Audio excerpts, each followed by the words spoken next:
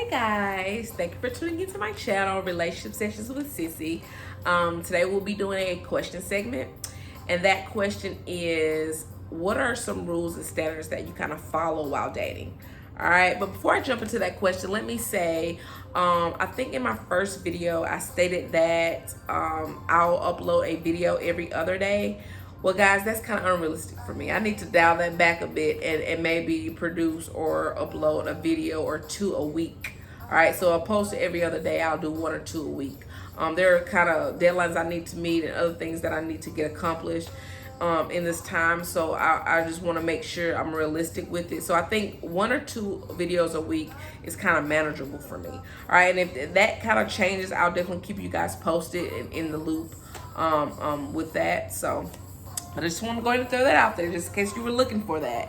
All right, we're jumping right into the segment. Now, question, what are some of the standards and rules that you kind of follow while dating? The first one for me, I would say, while you're dating, you need to keep in mind that you're single, right? You're single, you're independent, so don't be so dependent on your a dating partner, right? So when I say that, for me, and keep in mind that these are from my past experiences or some things that I kind of feel or what worked or didn't work for me in the realm of dating, right? So when we're on a date, like for me, it's like I would prefer to go half and half, or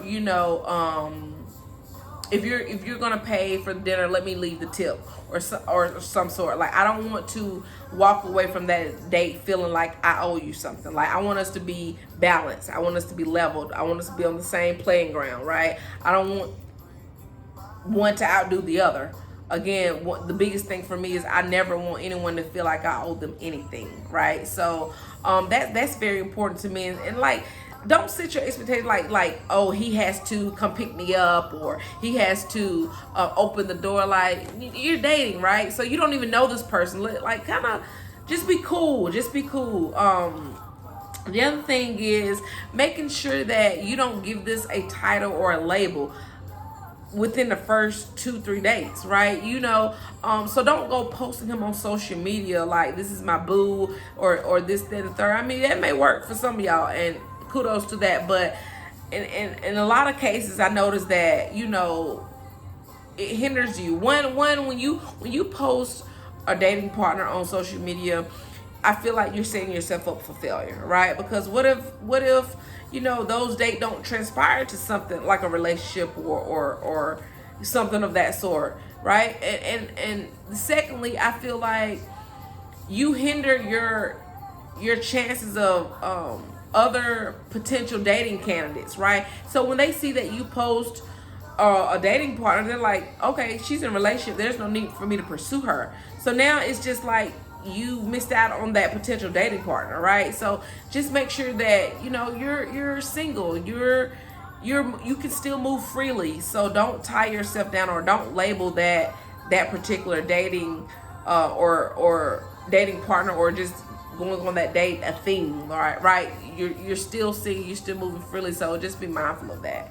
The second thing is, don't tell your dating partner everything about you, right? So maybe let them know some of your goals, your expectations, your standards, but not so much of your dating history, right? Because the thing of it is, if you're dating correctly, they're listening to you, right? So you don't want to tell them so much about your dating history. Like, dial that back a bit, like, because the thing of it is, he'll see that, he'll know that, okay, she was in this type of relationship, she was with this type of person, so let me be the opposite of that. But is that your true self, or are you just being a counterfeit because I told you what I had in the past, so you're going to be the opposite of that, kind to sway me in, like, okay, yeah, I'm better than that, I'm this whole different caliber of dude, and come to find out that's not who you are, right? You're a whole counterfeit out here, portraying to be somebody that you're not,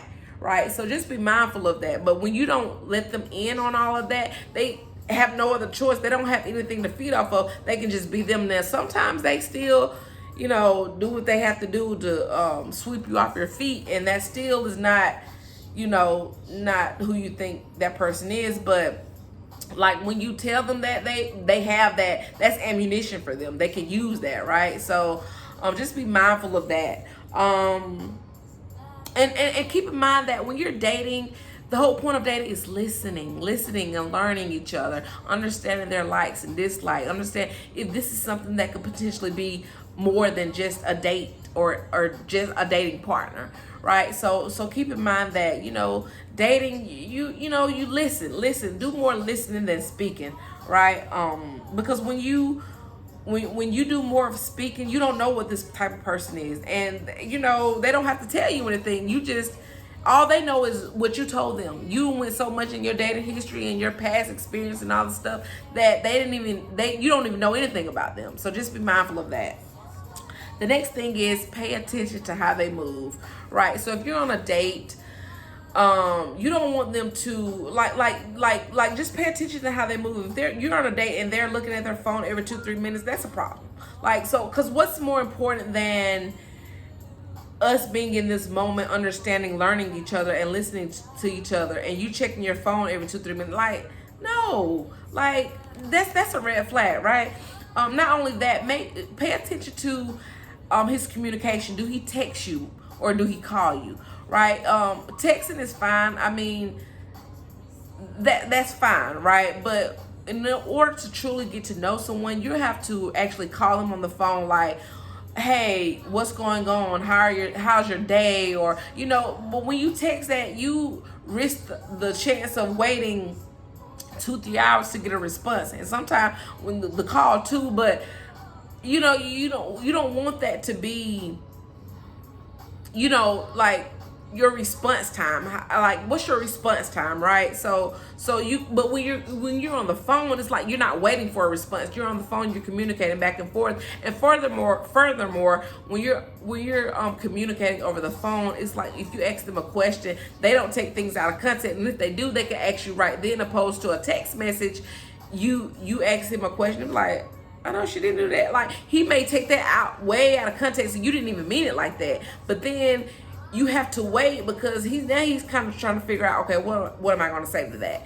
But on a phone, it's just like, you ask a question like, so what do you mean by that? You know what I'm saying? And then you can just kind of explain yourself from there, opposed to waiting and all that. So, yeah, just be mindful of that. I think that's very important. A lot of times people feel like, oh, it's just a text or a phone call. It's like minute, but pay attention to the dynamic of that, right? I know for me, there was a time for me, and not so much of dating, but more so in a relationship where there would be like a lapse in the text response or call response. So like if I call you, he didn't pick up like 2-3 hours, I'm like, okay.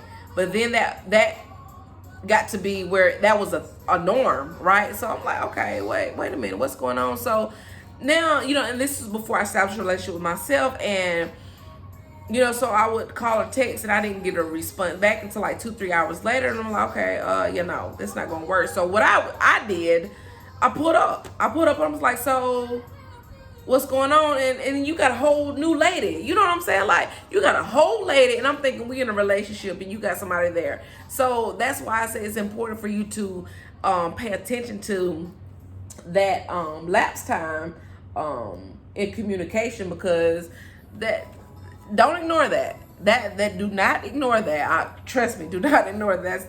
That's not something that you want to just like totally dismiss, because that's actually a red flag. Like, we're dating, like, why is it taking you so long to respond?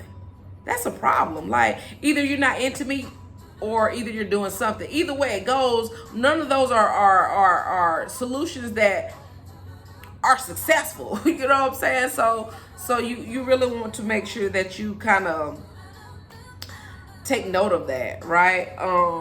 And the last thing is,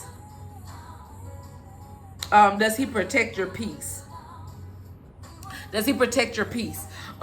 So when you're like, you have your short-term or long-term goals, specifically short-term when you're dating, and you're working on those. Now, does he come in and do you not do you not continue to work on your long-term goals? Are you, I mean, your short-term goals? Are you more focused on what he's doing, why he hasn't texted or called you? Are you at work not completing assignments because you're looking at your phone wondering when and if he's going to text or call you, right? So like, make sure that that's not a thing. Like, make sure he don't come in and disrupt your peace. So like, if he comes in and get you out of character, or make you feel like you have to shift your priorities, like, yeah, you still talk, like, remember, you're dating now, but you have to shift your priorities because you're thinking, oh yeah, let me check my phone to see if he texting or this, that, and third. Like, no, that's not, that's not protecting your peace at all. Now, you don't want to confuse that with your insecurities. You don't want to mistake your insecurities with him not protecting your peace, because a lot of times that can be the case. Like, oh, why he haven't called, because he must be doing that. That may be more so your insecurities. But that's when you have to, that's why I say it's important for you to establish that relationship with yourself before you even do this dating thing. And I spoke on that in one of my latest videos. So, you know, whenever you get an opportunity, go back and watch that. But you want to make sure you establish that relationship with yourself, so you can discern whether this is him actually protecting my peace or disrupting my peace, opposed to my insecurities like peeking out. All right, so you want to make sure you know the difference between that. Protecting your peace is very important, because you have things to do, you have a life to live, you have goals to hit, you know. So and anyone that comes to and disrupt that, or not protect your peace, like, that's a problem. That's a cause for elimination, right? So just be mindful on that. So those are some of the rules and kind of the standards that I kind of use or help me as a guy as I date. Like I said, this may not be for everybody. This is kind of my experience and what I kind of gather, and what kind of helps me as I like date, right? So yeah, I think that's it. Thank you guys for tuning in. I hope this was kind of beneficial for you guys. I hope that you guys could take something from this video and kind of apply it to your lives. If so, please make sure you like, share, subscribe to my channel and to this video.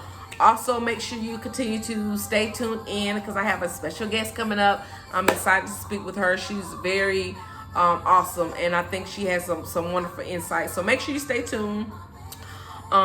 Be blessed. Have a great day. Make sure you continue to take caution as you as they open up these different organizations and things in some states. So, all right, be safe. Love you guys, and I'll talk to you soon.